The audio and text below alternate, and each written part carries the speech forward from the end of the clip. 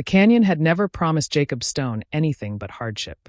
For 28 years, he had given it exactly that. He lived alone in a rough stone house he carved into the cliff face, where red dust settled on everything and the sun burned without mercy. The heat came fierce, the storms arrived sudden, and the desert taught him one simple truth. Survival was chosen, not given. Down in the trading post, people called him the canyon ghost. They said his hands were scarred from climbing rocks no sane man would touch, and his eyes stayed distant because he had forgotten how to look at another person. Most folks treated him like the cliffs themselves, present but untouchable, seen but not known. They did not wonder about the man beneath the silence. If they did, they assumed whatever warmth he once carried had been baked out of him long ago. Jacob did not correct any of it. He had learned early that trusting people invited pain. Isolation felt cleaner. He could count on his rope, his tools, and the unchanging nature of stone. Yet as the years stretched long, the evenings began to feel heavier. The wind through the canyon sounded lonelier. The house felt too still, as if the emptiness itself had weight. Then a telegram arrived. It came folded and worn, carried by a writer who would not meet his eyes. Jacob stood in his doorway and read it 3 times, not because the words were complicated, but because they felt foreign in his hands. The telegram proposed a marriage built on necessity rather than affection. A woman needed a home far from town. In exchange, he would have company and help with the land. It was not phrased like a courtship. It was phrased like a bargain. Jacob accepted it with the same steadiness he showed a coming dust storm. He told himself it was practical. The silence had started to echo louder than the wind at night, and perhaps a woman in the house would fill that hollow sound. He did not allow himself to want more. Wanting more meant risking disappointment, and disappointment had no place in a life built on rock and routine. The telegram described her briefly. She was young, alone, running from something unspoken, willing to trade the safety of town for the harshness of the canyon. Jacob folded the paper and tucked it into his shirt pocket. He told himself the arrangement would be fair, even if it was never tender. On the day she was meant to arrive, the canyon woke under a sky the color of old brass. Heat shimmered across the red earth. Jacob stood outside his house longer than necessary, listening for a sound that had been absent from his life for years. The approach of another human being. He told himself not to expect softness, not to imagine conversation during meals or shared evenings under the stars. Expectation led to hurt, and hurt had no home here. Still, his gaze drifted repeatedly to the narrow trail carved into the canyon wall. When the wagon finally appeared, it looked small against the vastness of the rock. It moved carefully, wheels grinding over loose stone. Jacob remained motionless as it drew near, as though any movement might invite a feeling he was not ready to name. Then she stepped down. She was younger than he expected. Her face showed no tears, but her eyes carried something tired and wary. Her dress was simple and dusty from travel. Her light brown hair was braided tightly, practical rather than pretty. When she looked at him, there was no smile, only a quiet assessment, as if she were measuring whether this barren place would be better or worse than what she had left behind. That wariness unsettled him more than fear would have. She introduced herself with just a name. Her voice was soft but deliberate, and she thanked him for the arrangement as though it were charity rather than mutual need. Jacob nodded, but words caught in his throat. He was used to speaking to the canyon, to the silence, to himself. Speaking to another person felt like a skill he had lost. He took her small trunk without comment, and they walked toward the house. Jacob began explaining canyon life the way a man explains danger. Where the water was collected, how the fire was managed, which paths were safe, and which could crumble without warning. He spoke in clipped sentences, keeping his tone neutral. She listened without interrupting. Not once did she protest or question. She absorbed each instruction like someone who had learned to adapt quickly. Inside the house, the air was cooler but stark. The space was functional, carved from necessity rather than comfort. Jacob set her trunk against the wall and gestured to a small alcove with a narrow bed. He said it would be hers. He told her plainly that he expected nothing from her beyond shared work and shared space. No affection, no false closeness, no pretending. He did not look at her as he said it. He feared he might see resignation and feel responsible for putting it there. But she did not look resigned. She nodded once, calmly, and said she had not come here looking for romance. She had come looking for safety and honesty, a place where the rules were clear. Those words settled into the room and stayed there. That night, the canyon darkened quickly. The temperature dropped fast. Jacob lay in his bed and listened to unfamiliar sounds. The rustle of fabric. The quiet sigh of someone settling into an unfamiliar place. The soft rhythm of another person breathing nearby. He expected the presence to irritate him, to make him restless. Instead, something unexpected happened. For the first time in years, the silence did not feel oppressive. Days unfolded with cautious rhythm, like two people learning to walk the same narrow ledge without crowding each other. Jacob observed her quietly. He expected hesitation, complaints, fear of the heat or the isolation. But she moved through the house as though she had lived hard enough to understand how to survive anywhere. She learned the stove quickly. She handled water carefully, never wasting a drop. When she asked questions, they were practical, not doubtful. And when she mentioned her past, she did so without bitterness or detail. She acknowledged loss the way one acknowledges weather. A fact, not a tragedy. Jacob told himself not to notice small things. Not to read meaning into the way she set his cup near the fire, so it would not cool too fast. Not to notice how she shifted the heavier loads without comment when his back stiffened from the day before. Because this marriage was not meant to soften him. It was meant to function. Yet change arrived anyway, quiet as dust settling in the evening. It came so gradually he did not notice until one morning when everything felt different, and he could not say why. Jacob found himself lingering at the table after meals, listening when she spoke. He noticed the way she tucked loose hair behind her ear when she concentrated. He noticed the steadiness in her hands when she worked. One evening, as the sun set and painted the canyon walls gold and crimson, she asked about the scar across his forearm. Not prying, but curious. The memory surfaced before he could stop it, and to his surprise, he began to speak. He told her about the fall that nearly killed him, about the weeks he spent alone recovering with no one to help. His voice was rough, his words halting, and something in his chest felt tight as he spoke. She did not flinch. She did not offer pity or false comfort. She just listened, steady and present. When he finished, she said simply that she was glad he survived. That simple acknowledgement struck him harder than sympathy ever could. It made him feel something he had not felt in years. Seen. Summer did not ease on the canyon. It pressed down harder, relentless and unforgiving. The air shimmered with heat. Water became more precious. Yet Jacob noticed the season less than he noticed the change in himself. He woke before dawn and lay still, listening. For years, mornings had begun in total silence, broken only by the wind scraping across stone. Now there were other sounds. A pot being set on the stove. Soft footsteps crossing the floor.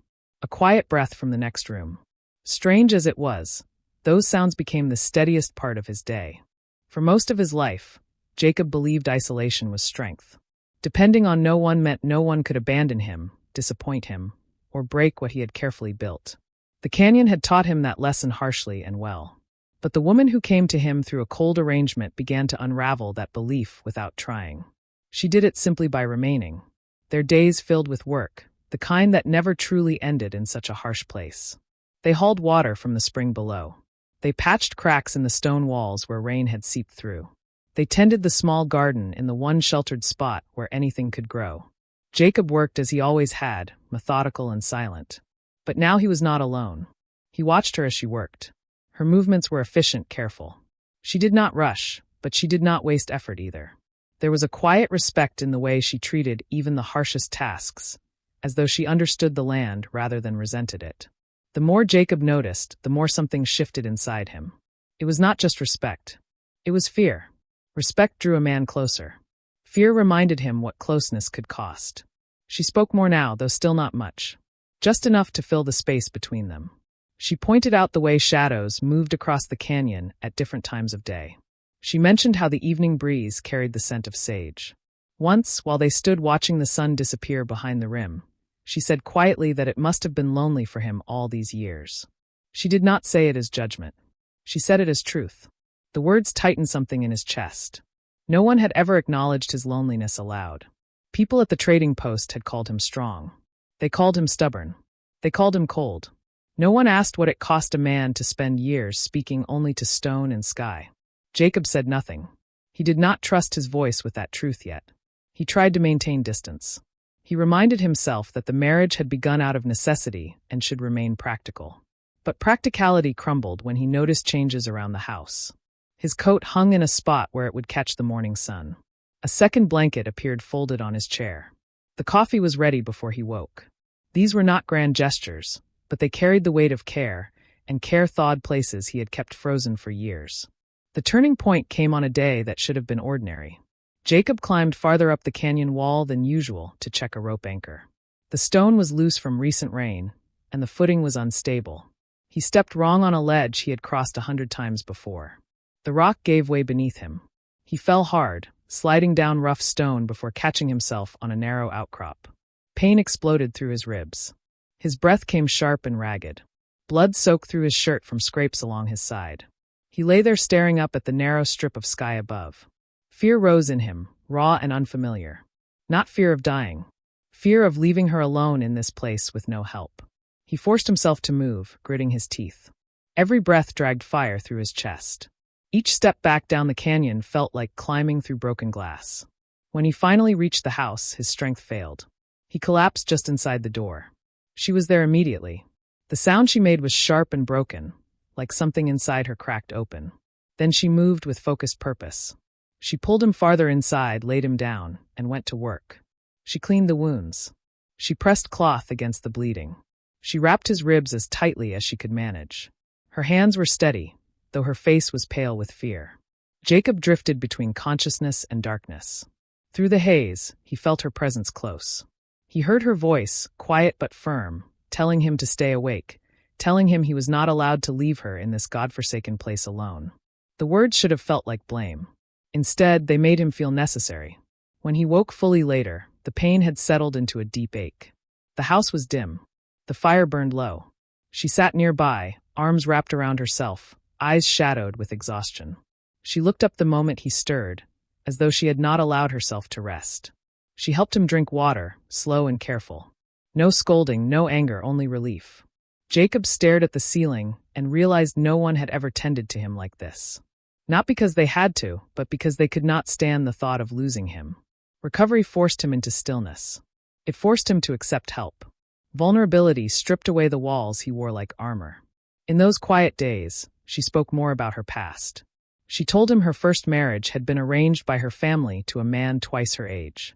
She lived 3 years feeling invisible, like furniture in someone else's house. When he died, she found herself alone with nowhere to go and no one who cared. That was why she answered the telegram. Not because she expected happiness, but because she wanted a life where the terms were clear. Where silence was honest, not cruel. Jacob listened, his chest tight with more than injured ribs. He admitted in a rough voice that he never expected her to change anything. He had prepared for shared space, not shared life. He planned for coexistence, not connection. She looked at him, steady and direct, and told him she had not come here to be tolerated. She came to matter. Those words demanded a decision, and Jacob had built his life avoiding decisions that involved other people. As his strength returned, summer began to ease. The heat lessened slightly. Evenings cooled enough to breathe. The air smelled of dust and distant rain. As the land shifted, so did their bond. They laughed occasionally, surprised by the sound. Jacob began to imagine a future beyond simple survival.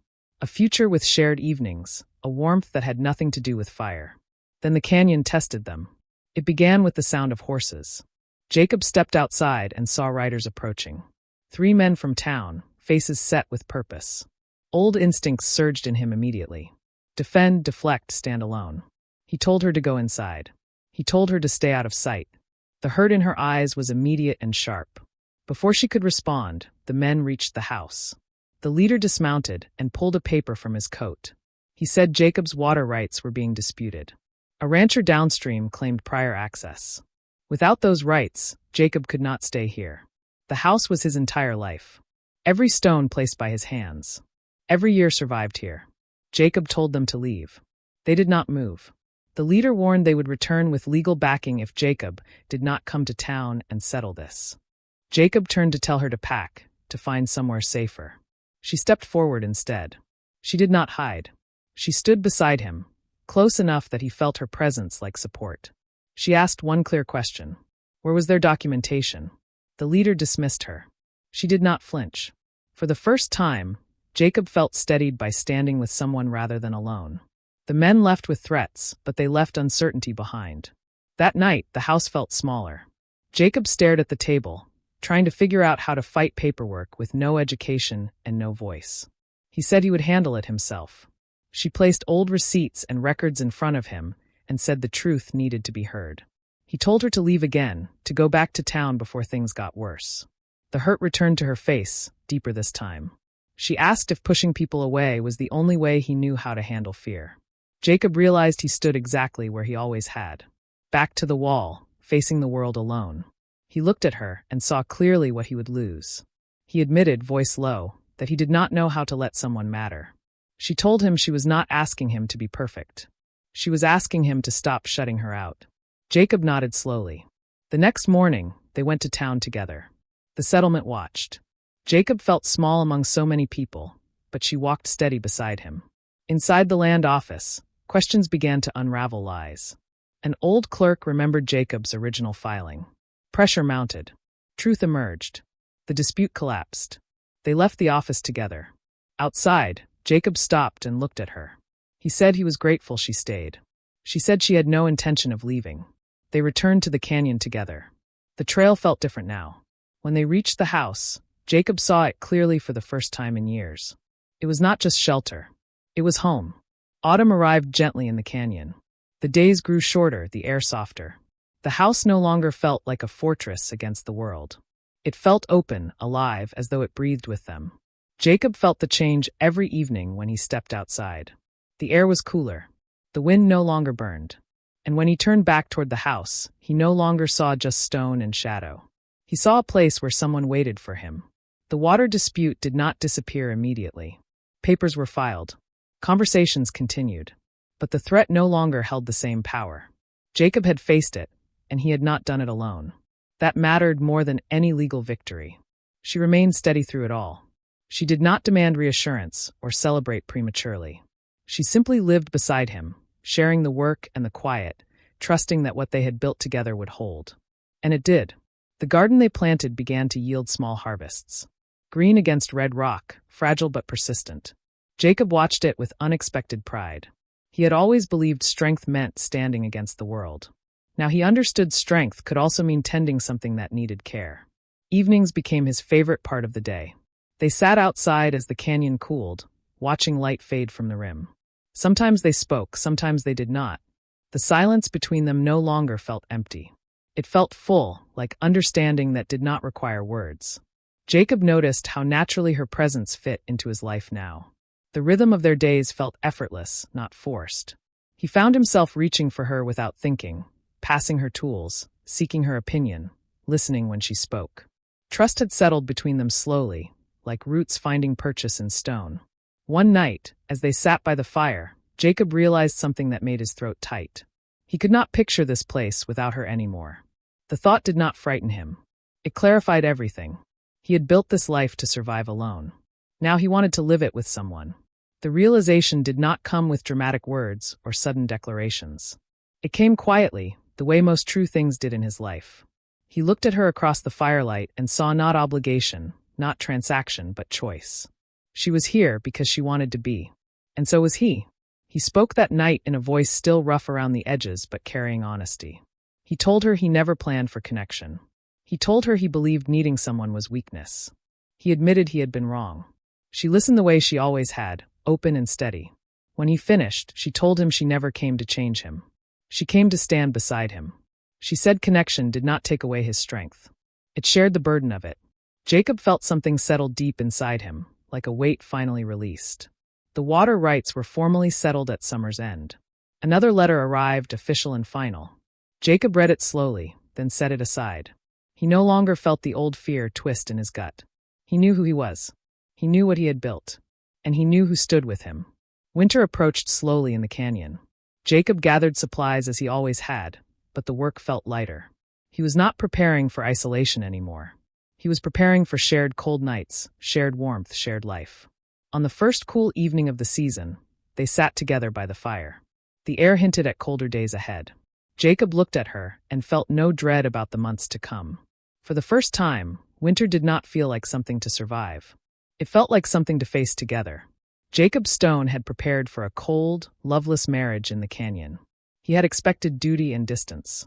What he found instead was home.